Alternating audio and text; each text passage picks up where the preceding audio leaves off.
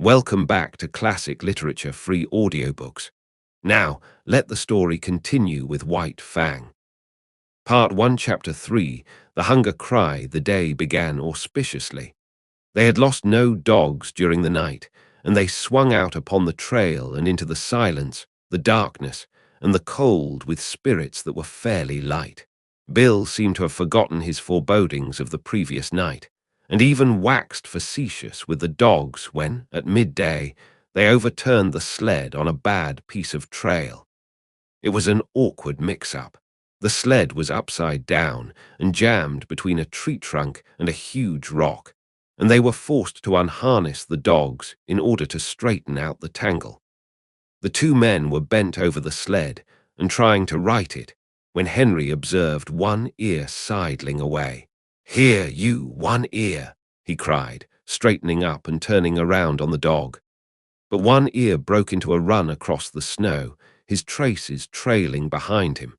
And there, out in the snow of their back track, was the she-wolf waiting for him. As he neared her, he became suddenly cautious. He slowed down to an alert and mincing walk and then stopped. He regarded her carefully and dubiously, yet desirefully. She seemed to smile at him, showing her teeth in an ingratiating rather than a menacing way. She moved toward him a few steps, playfully, and then halted. One ear drew near to her, still alert and cautious, his tail and ears in the air, his head held high. He tried to sniff noses with her, but she retreated playfully and coyly. Every advance on his part was accompanied by a corresponding retreat on her part. Step by step, she was luring him away from the security of his human companionship. Once, as though a warning had in vague ways flitted through his intelligence, he turned his head and looked back at the overturned sled, at his teammates, and at the two men who were calling to him. But whatever idea was forming in his mind was dissipated by the she-wolf, who advanced upon him, sniffed noses with him for a fleeting instant, and then resumed her coy retreat before his renewed advances. In the meantime, Bill had bethought himself of the rifle, but it was jammed beneath the overturned sled, and by the time Henry had helped him to right the load, one ear and the she-wolf were too close together and the distance too great to risk a shot. Too late one ear learned his mistake. Before they saw the cause, the two men saw him turn and start to run back toward them. Then, approaching at right angles to the trail and cutting off his retreat, they saw a dozen wolves, lean and grey, bounding across the snow. On the instant, the she-wolf's coyness and playfulness disappeared. With a snarl, she sprang upon one ear. He thrust her off with his shoulder, and his retreat cut off and still intent on regaining the sled, he altered his course in an attempt to circle around to it. More wolves were appearing every moment and joining in the chase.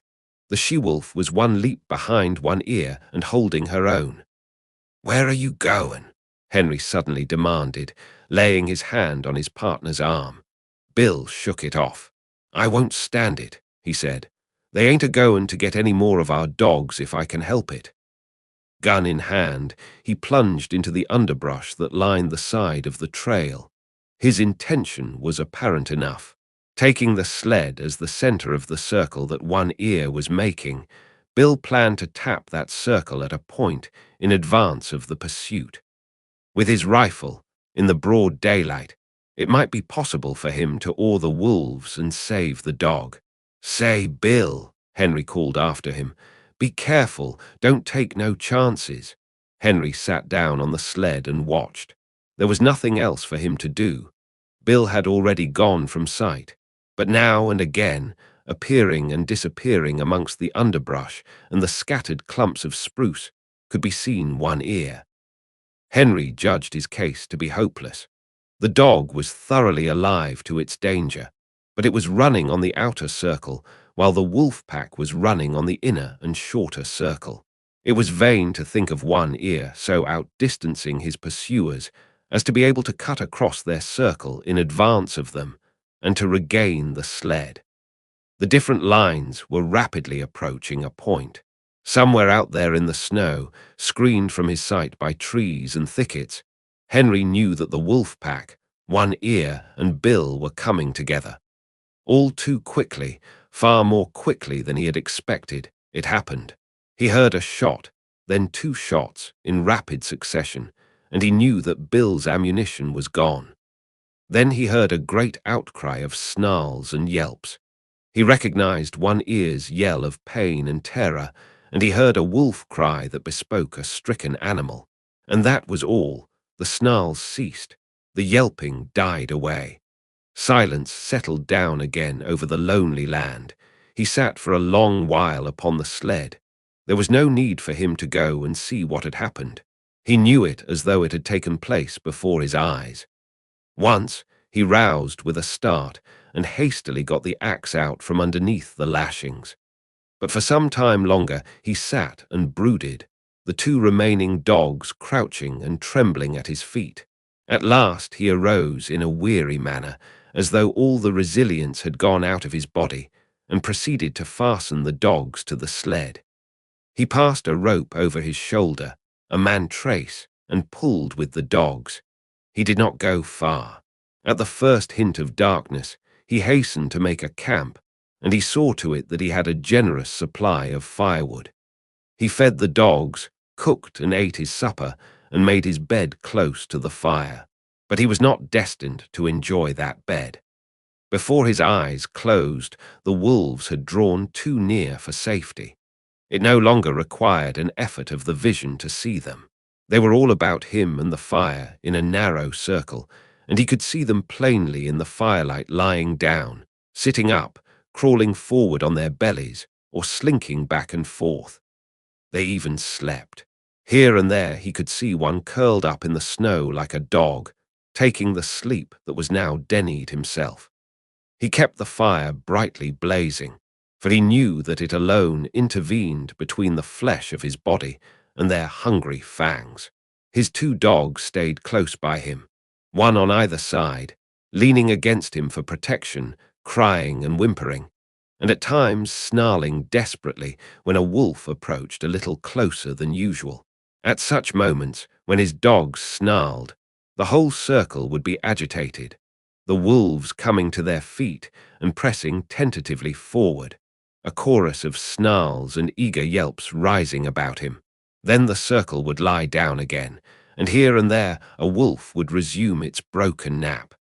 But this circle had a continuous tendency to draw in upon him. Bit by bit, an inch at a time, with here a wolf bellying forward, and there a wolf bellying forward, the circle would narrow until the brutes were almost within springing distance.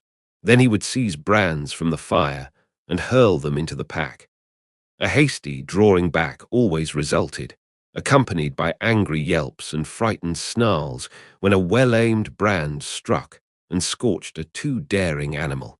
Morning found the man haggard and worn, wide-eyed from want of sleep. He cooked breakfast in the darkness, and at 9 o'clock, when with the coming of daylight the wolf pack drew back, he set about the task he had planned through the long hours of the night. Chopping down young saplings, he made them crossbars of a scaffold by lashing them high up to the trunks of standing trees. Using the sled lashing for a heaving rope, and with the aid of the dogs, he hoisted the coffin to the top of the scaffold. "They got Bill, and they may get me, but they'll sure never get you, young man," he said, addressing the dead body in its tree sepulchre.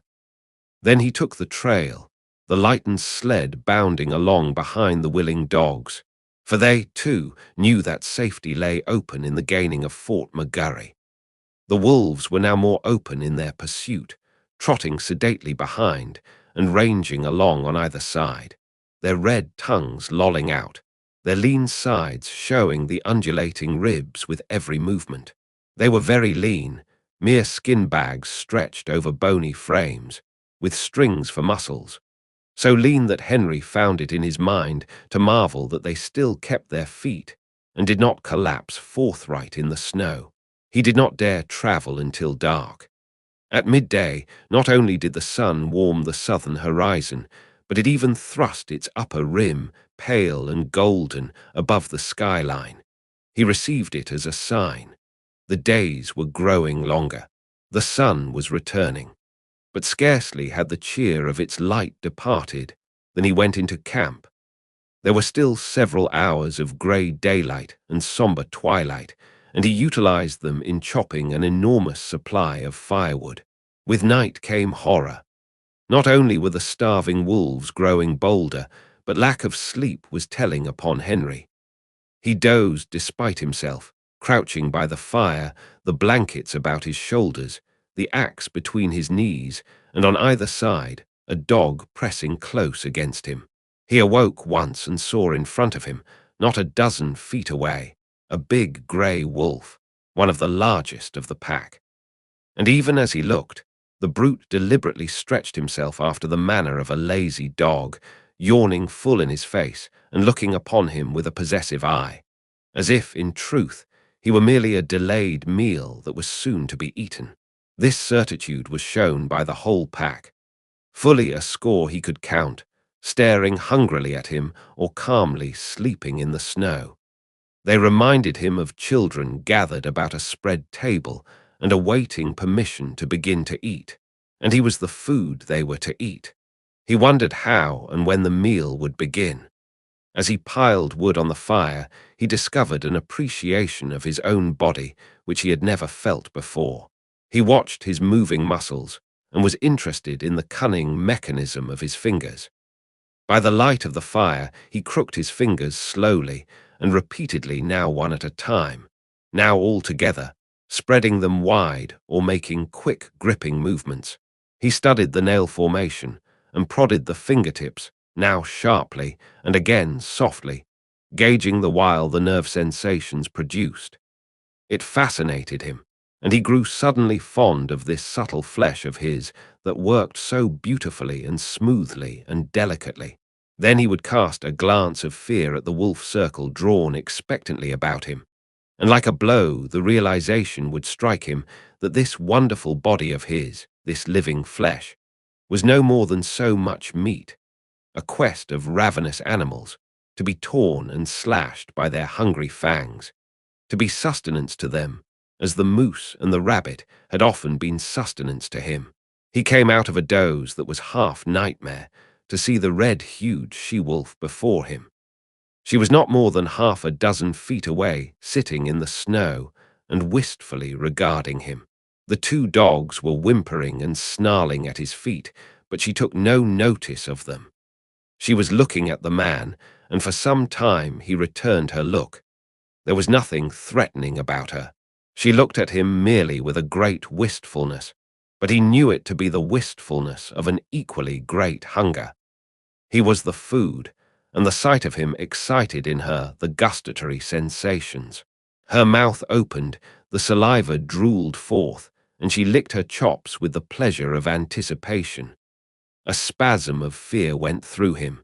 He reached hastily for a brand to throw at her, but even as he reached, and before his fingers had closed on the missile, she sprang back into safety, and he knew that she was used to having things thrown at her.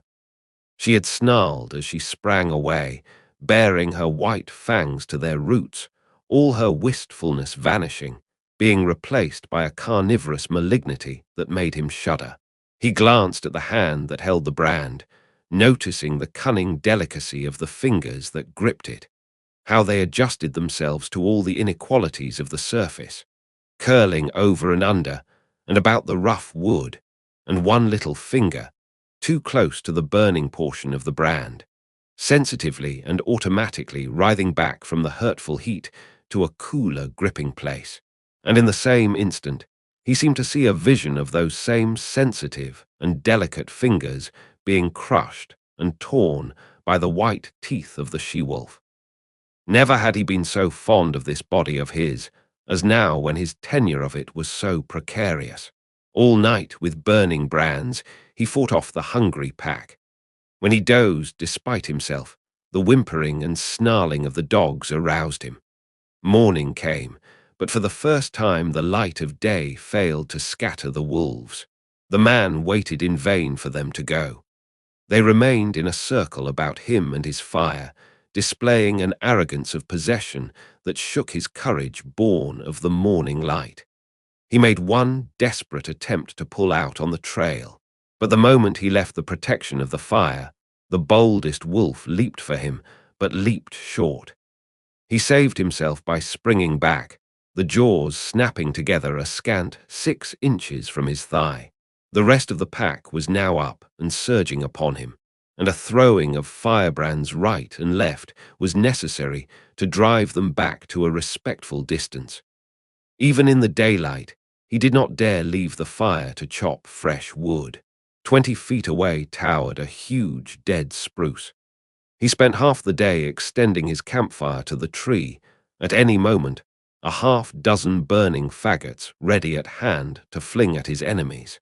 Once at the tree, he studied the surrounding forest in order to fell the tree in the direction of the most firewood. The night was a repetition of the night before, save that the need for sleep was becoming overpowering. The snarling of his dogs was losing its efficacy. Besides, they were snarling all the time, and his benumbed and drowsy senses no longer took note of changing pitch and intensity. He awoke with a start. The she-wolf was less than a yard from him. Mechanically, at short range, without letting go of it, he thrust a brand full into her open and snarling mouth. She sprang away, yelling with pain, and while he took delight in the smell of burning flesh and hair, he watched her shaking her head and growling wrathfully a score of feet away. But this time, before he dozed again, he tied a burning pine knot to his right hand. His eyes were closed, but few minutes when the burn of the flame on his flesh awakened him.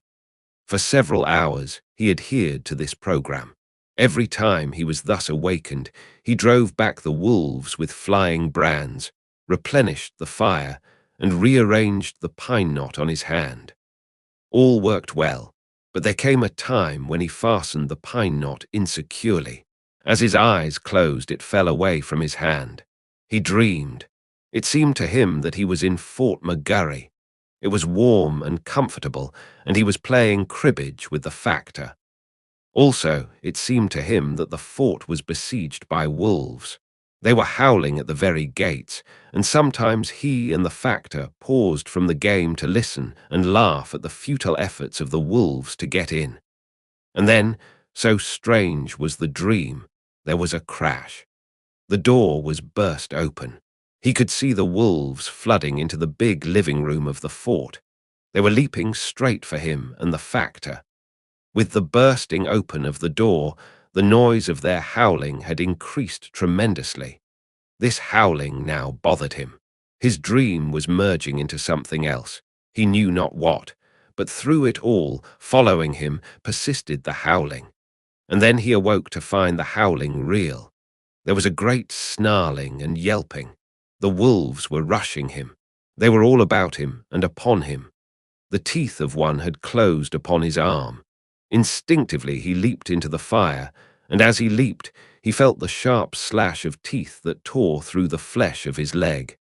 Then began a fire fight. His stout mittens temporarily protected his hands, and he scooped live coals into the air in all directions, until the campfire took on the semblance of a volcano. But it could not last long. His face was blistering in the heat, his eyebrows and lashes were singed off, and the heat was becoming unbearable to his feet. With a flaming brand in each hand, he sprang to the edge of the fire. The wolves had been driven back. On every side, wherever the live coals had fallen, the snow was sizzling, and every little while a retiring wolf, with wild leap and snort and snarl, announced that one such live coal had been stepped upon.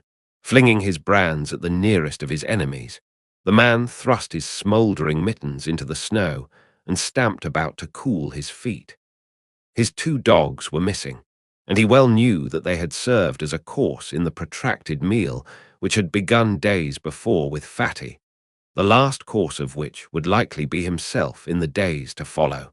"You ain't got me yet," he cried, savagely shaking his fist at the hungry beasts, and at the sound of his voice the whole circle was agitated, There was a general snarl, and the she-wolf slid up close to him across the snow and watched him with hungry wistfulness. He set to work to carry out a new idea that had come to him. He extended the fire into a large circle. Inside this circle he crouched, his sleeping outfit under him as a protection against the melting snow. When he had thus disappeared within his shelter of flame, the whole pack came curiously to the rim of the fire to see what had become of him. Hitherto they had been denied access to the fire, and they now settled down in a close-drawn circle, like so many dogs, blinking and yawning and stretching their lean bodies in the unaccustomed warmth. Then the she-wolf sat down, pointed her nose at a star, and began to howl. One by one the wolves joined her, till the whole pack, on haunches, with noses pointed skyward, was howling its hunger cry. Dawn came, and daylight. The fire was burning low. The fuel had run out, and there was need to get more. The man attempted to step out of his circle of flame, but the wolves surged to meet him. Burning brands made them spring aside, but they no longer sprang back. In vain he strove to drive them back. As he gave up and stumbled inside his circle, a wolf leaped for him, missed, and landed with all 4 feet in the coals. It cried out with terror, at the same time snarling, and scrambled back to cool its paws in the snow. The man sat down on his blankets in a crouching position. His body leaned forward from the hips, his shoulders relaxed and drooping, and his head on his knees advertised that he had given up the struggle. Now and again he raised his head to note the dying down of the fire. The circle of flame and coals was breaking into segments with openings in between. These openings grew in size, the segments diminished. "I guess you can come and get me any time," he mumbled. "Anyway, I'm going to sleep." Once he awakened, and in an opening in the circle, directly in front of him, he saw the she-wolf gazing at him. Again he awakened, a little later, though it seemed hours to him. A mysterious change had taken place, so mysterious a change that he was shocked wider awake. Something had happened. He could not understand at first. Then he discovered it. The wolves were gone. Remained only the trampled snow to show how closely they had pressed him. Sleep was welling up and gripping him again. His head was sinking down upon his knees when he roused with a sudden start. There were cries of men, and churn of sleds, the creaking of harnesses, and the eager whimpering of straining dogs. 4 sleds pulled in from the river bed to the camp among the trees. 6 men were about the man who crouched in the center of the dying fire. They were shaking and prodding him into consciousness. He looked at them like a drunken man and maundered in strange, sleepy speech. "Red she-wolf, come in with the dogs at feeding time.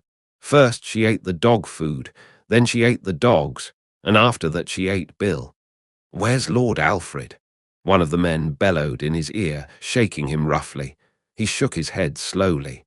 "No, she didn't eat him. He's roosting in a tree at the last camp." "Dead," the man shouted. "And in a box," Henry answered. He jerked his shoulder petulantly away from the grip of his questioner. "Say, you lemme alone. I'm just plump tuckered out. Goo night, everybody." His eyes fluttered and went shut. His chin fell forward on his chest, and even as they eased him down upon the blankets, his snores were rising on the frosty air. But there was another sound. Far and faint it was, in the remote distance, the cry of the hungry wolf pack as it took the trail of other meat than the man it had just missed. And that wraps up Part 1, Chapter 3, The Hunger Cry. If you enjoyed it, please like the video and share your thoughts in the comments. Want to keep listening? Head over to the next chapter and let it play in the background while you relax or work. Links are in description. Don't forget to subscribe and tap the bell so you'll be notified when the next chapters are released. Thanks for listening.